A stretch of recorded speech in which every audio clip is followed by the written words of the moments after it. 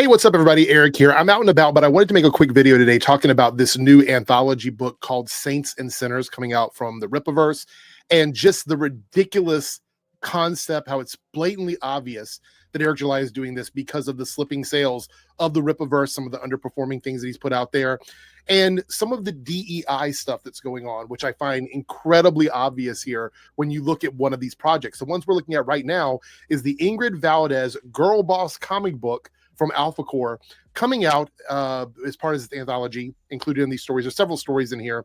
However, this is going to be written by HeelVsBabyface. You heard me right. HeelVsBabyface is going to be the one writing a comic book for the first time with no credentials, no history of writing comics whatsoever. He is going to be writing a comic book in this anthology series. I find that wild, considering that these guys get on their shows, on their podcast, and they talk constantly about people getting jobs and positions who don't deserve it, who are incapable of doing it. Matter of fact, this takes me back to last year when Whoopi Goldberg was putting out a comic book, and these guys did an entire stream talking about it, or at least an entire video talking about it, where they spoke about how Whoopi Goldberg is she doesn't deserve to have a comic book because she's never written a comic book before. And all it's going to be is a bunch of bad stuff in this comic because of Whoopi Goldberg and what she stands for, the fact she's an older woman. How dare this older woman, this older Black woman, come in and write a comic book? This is DEI. This is what we're talking about. This is everything wrong with comic books in the world. But here we have as someone who has no history in writing comic books or anything, who only got the chance to write in this book for Eric July because he spent the last couple years doing nothing but sucking Eric July's toes, being creepy with the Soska sisters, pretending like the Rippaverse is his favorite comic book company of all time. So of course, you're going to give him a DEI opportunity to come in and work on your comics.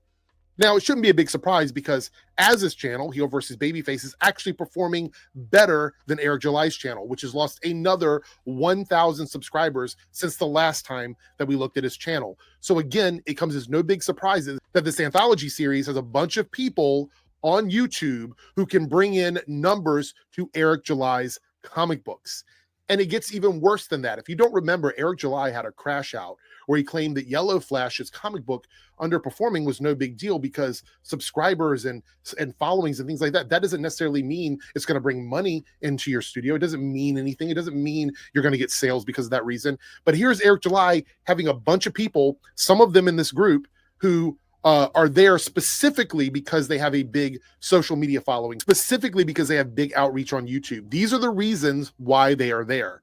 And Eric July knows that there's a possibility that that social media clout will turn into money for the Rippaverse. So Eric July does in fact understand that social media following, those kinds of things, are good for selling comic books, because the majority of the people part of this anthology are people who are on YouTube. Critical Drinker, Mauler, HeelVsBabyface, Drunk 3PO. These are all people on YouTube who have a big social media following. And of course, the Soska sisters are going to be part of it because they're the lore masters for the Rippaverse. So for me, this screams like we need to make a lot of money, and this book is going to make a lot of money for us because these people are vastly more popular than I am on YouTube and on social media. So that's what this looks like. It's like a DEI project by Eric July for the Rippaverse.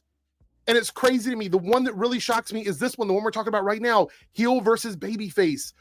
How in the world? He's writing a girl boss comic book. So you have HeelVsBabyface, DEI hired onto the Rippaverse to make this comic book, and it happens to be a girl boss comic book. I am absolutely shocked by this. But let me know what you think about this in the comments below. Look, it is selling well, and I knew it was when I saw the names attached to it. I'm like, he's going to make money off of this.